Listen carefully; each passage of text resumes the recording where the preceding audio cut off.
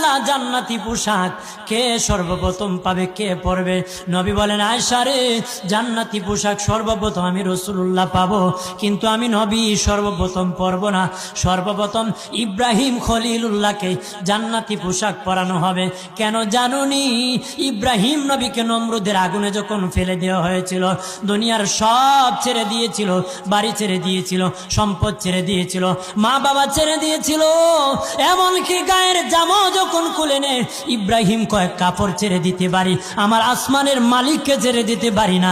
ওই দিন আল্লাহ ইব্রাহিমের সাথে অঙ্গীকার করেছিল, ইব্রাহিম আজকে তোমাকে সকলের সামনে উলঙ্গ করে লজ্জায় ফেলে দিয়েছি ইব্রাহিম, তারপরে তুমি আমাকে ছাড়ো নাই। আমি কিয়ামতের দিন সকলের সামনে মুসলমান, বেঈমান, কাফের, নাস্তিক যারা তোমাকে উলঙ্গ করেছিল, তাদের সামনে আমি আল্লাহ আনুষ্ঠানিকভাবে তোমাকে কাপড়